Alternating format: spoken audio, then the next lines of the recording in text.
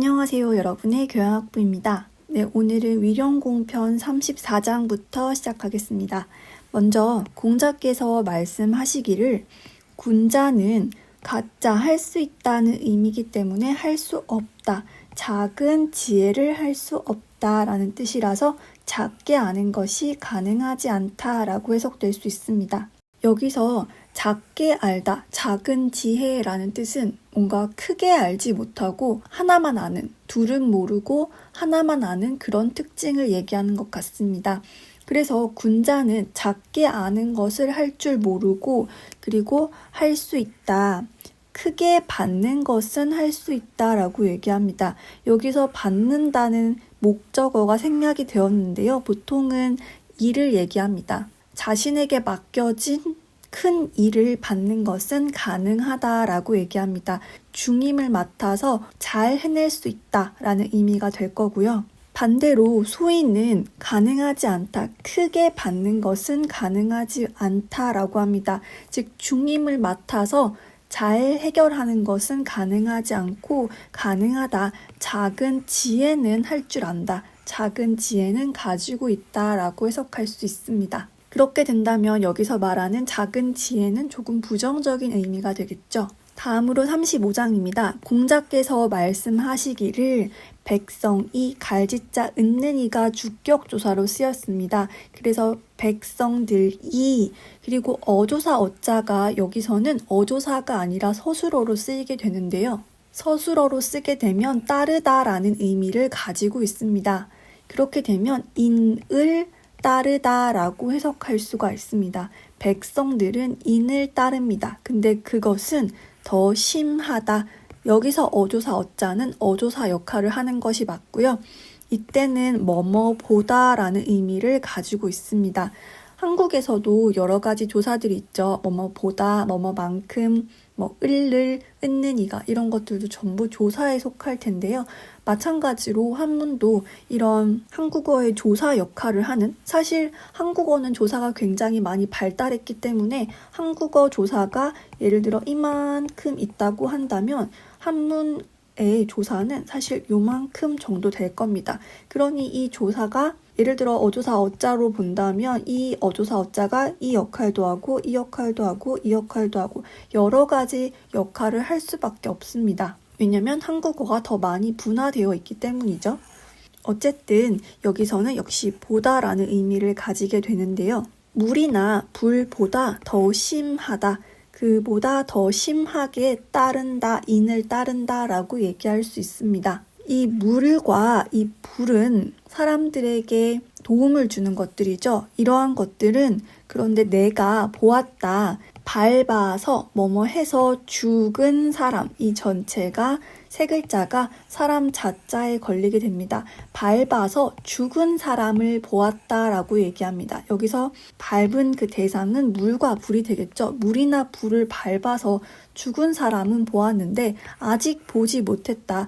인을 밟아서 죽은 사람, 인을 밟아서 죽은 이 사람은 아직 보지 못했다라고 얘기하고 있습니다. 물이나 불은 사람들에게 굉장히 유용한 것들이지만 사람들을 자칫 죽일 수도 있죠. 하지만 이 인이라고 하는 것은 사람을 죽이지 않는다.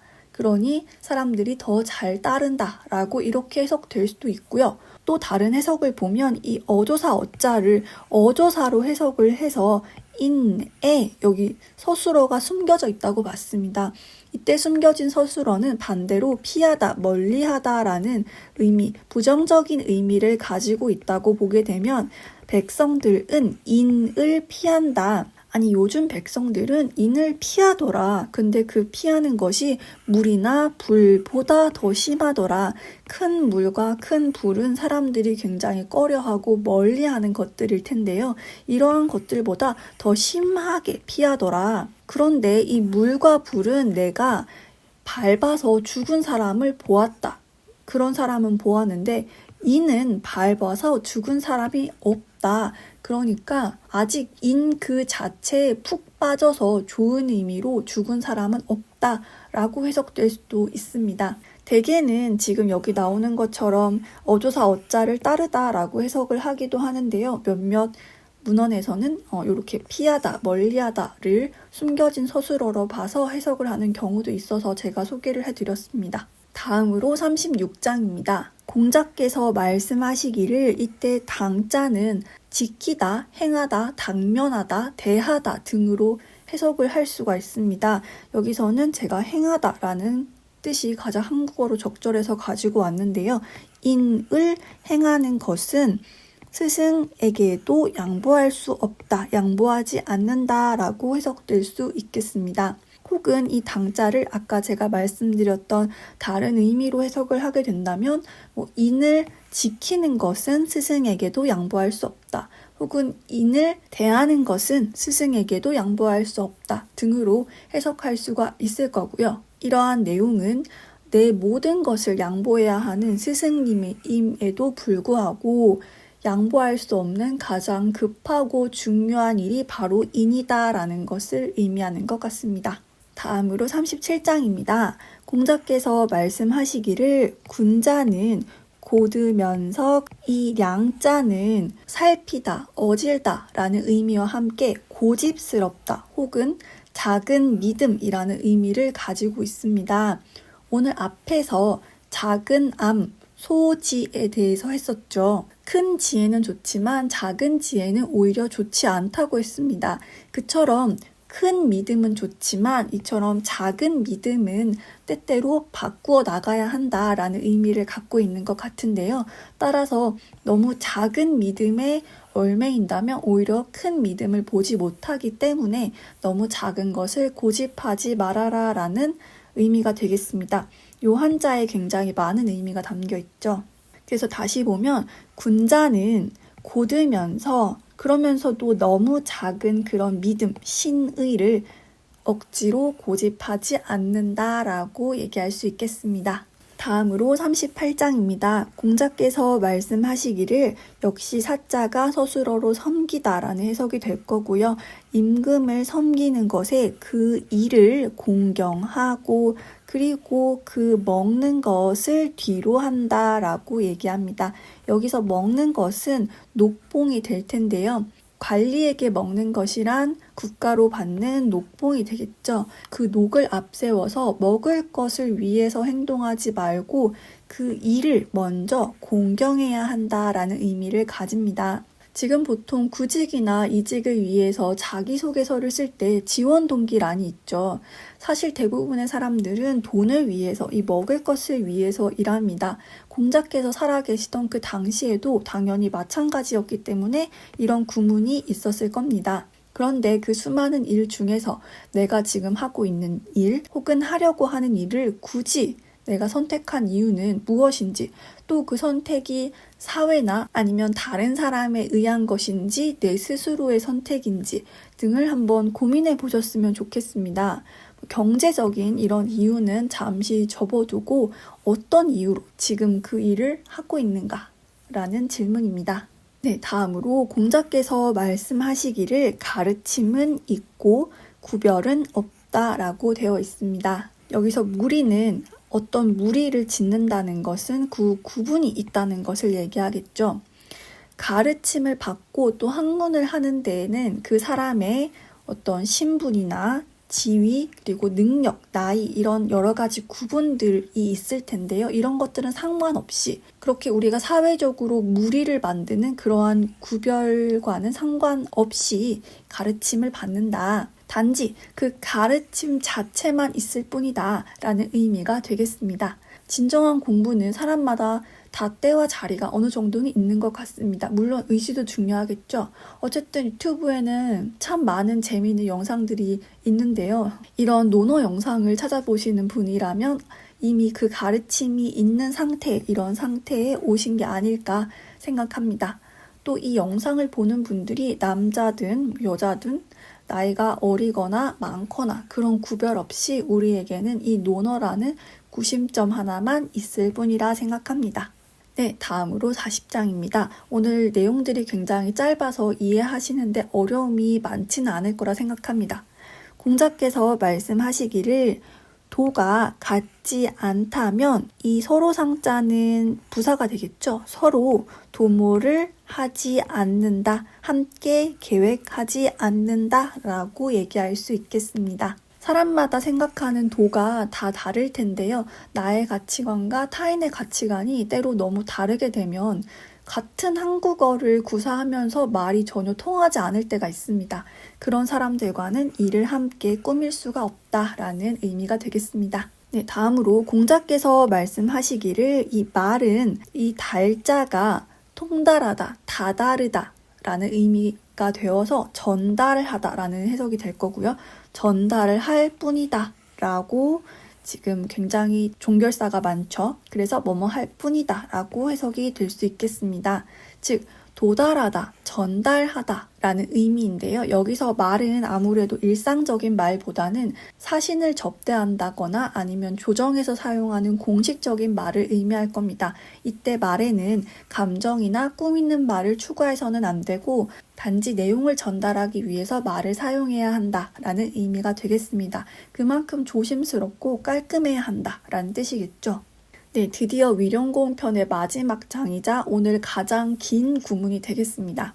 맨 처음에 나온 이 사자는 악사를 줄인 말인데요.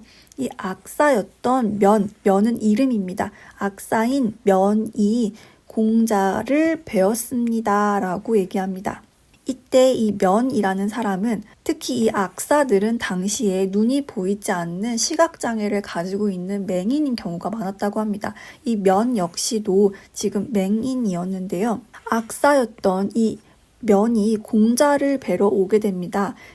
이렇게 찾아와서 이 계자는 섬돌, 즉 돌이 놓여 있으면 계단이 되겠죠? 계단을 의미합니다. 계단에 이르자, 계단에 미치자, 계단에 이르자 공자께서 말씀하시기를 계단입니다 라고 얘기했습니다. 그리고 이번에는 자리에 왔습니다. 앉을 자리에 도착을 해서 자리에 미치자 공자께서 말씀하시기를 자리입니다 라고 얘기를 합니다.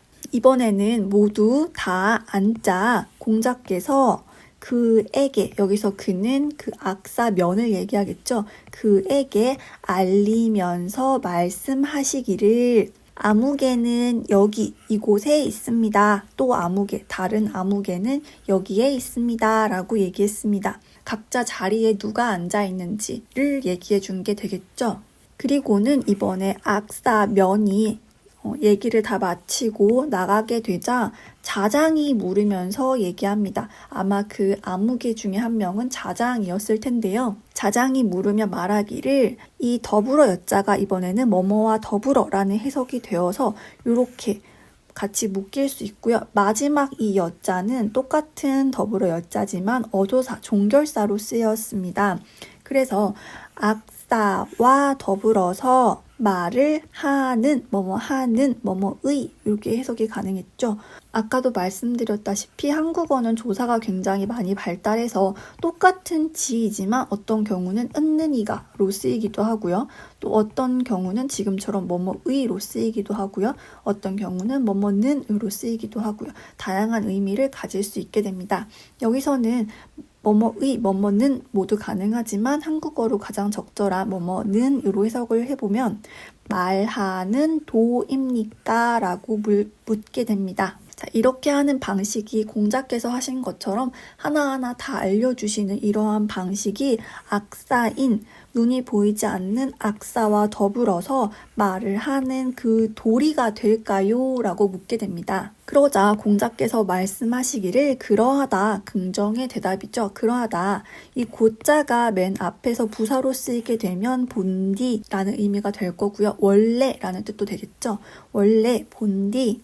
이 상자가 아까는 제가 괄호 쳐서 부사로 서로라고 해석을 했는데 이번에는 서술어로 해석을 해보겠습니다. 서술어 뜻은 돕다라는 뜻이 되겠습니다. 그래서 악사를 돕다, 요거 두 글자만 보면은 악사를 돕다라는 뜻이 되겠죠. 그런데 이번에도 이 갈지자가 여기다 는을 붙여서 악사를 돕는 도이다라고 얘기하고 있습니다.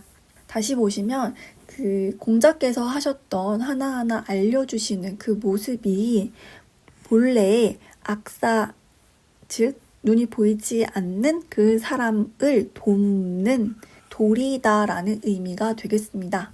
네, 여기까지가 위령공 편이었고요. 다음 시간부터는 개시편에 들어갑니다. 지금까지 너무너무 수고 많으셨고 또 다음 영상에서 뵙겠습니다. 감사합니다.